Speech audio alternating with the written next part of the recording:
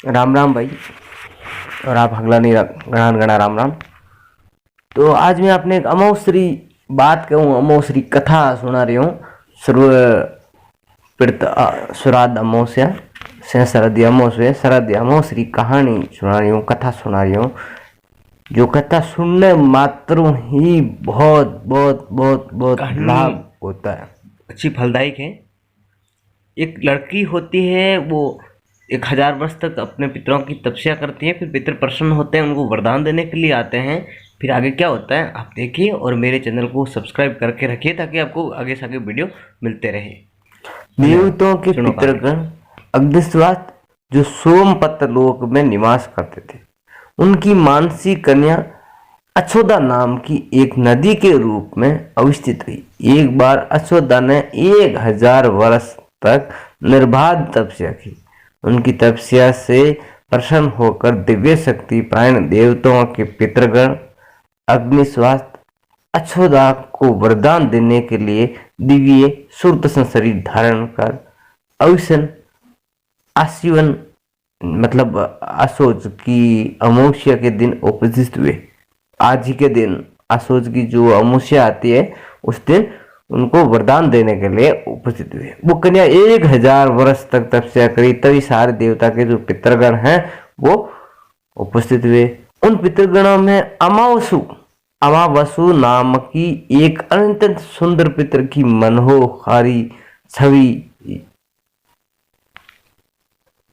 उनमें से एक पितृगणों में से अमावसु नाम की एक अत्यंत सुंदर पितर की मनोहारी छवि यौवन और तेज देखकर अछोदा जो तपस्या कर रही थी, उन्होंने 1000 वर्ष अछोदा ने तपस्या की थी, तो उसको जो वरदान देने के लिए पितृगण आए थे, तो एक पितर उनमें से एक अमावसु नाम का एक मनोहर छवि थी पितर की।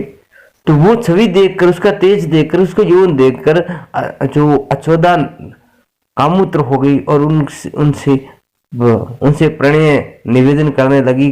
किंतु अमावसु अछोदा की कामना प्रार्थना को ठुकरा कर अनिष्ठा प्रकट की और इससे अछोदा अति लज्जित हुई और सर्वोपरि पर आ गई। अब हुआ क्या था कि उस लड़की ने 1000 वर्ष तक तपस्या करी, तो सारे पितृगण उनको वरदान देने के लिए आए कि बोले हम तुमसे बहुत पसंद हैं और तुम वरदान मांगो, हम वरदान देंगे। तो अनुचुदा ने कुछ नहीं कहा, फिर मांगा, फिर मैं तो वो पितरों ने ज्यादा वो किया। तब अनुचुदा ने कहा,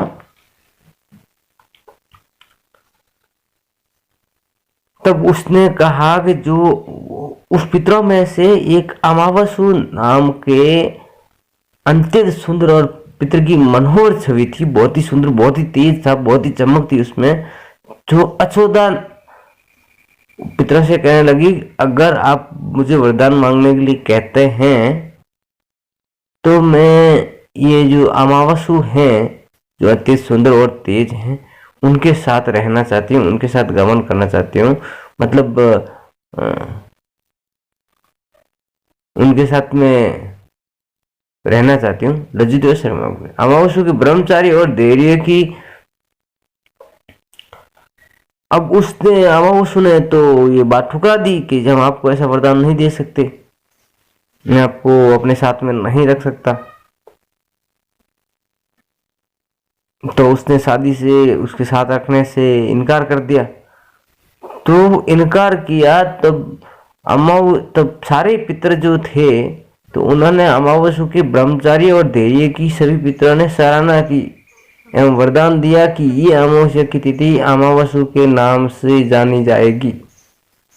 जो प्राणी किसी भी दिन श्राद्ध न कर पाए वे केवल अमावस्या के दिन श्राद्ध तर्पण करके सभी बीते 14 दिनों का पुण्य प्राप्त करते हुए अपने पितरों को तर्पित कर सकते हैं। ये उस दिन की कहानी है। सभी पितरों ने कहा, हे अमावस्या, तुम्हारा जो ब्रह्मचारी है, जो पालन है, वो धैर्य है, वो शक्ति है, तो हम आपकी प्रशंसा करते हैं और आज के दिन अमावस्या नाम का जो आज ही के दिन कोई श्राद्ध करेगा, 14 दिन नहीं करके आज ही एक दिन में श्राद्ध करेगा, तो उसके सारे 14 दिनों का फल मिल जाएगा उसको अपने तरफ दे, और 1000 गुना फल होगा उसको।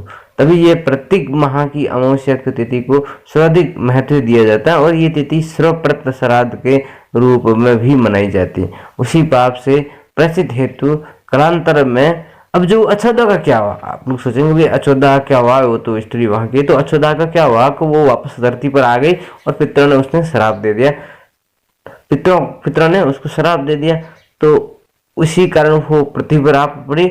और उसी पाप से प्राचित हेतु कालांतर में ये अक्षोदा महर्षि पराशर की पत्नी हुई थी। अक्षोदा वहां से धरती माता आई और महर्षि जो पराशर उनकी पत्नी हुई थी, उनके वेदव्यास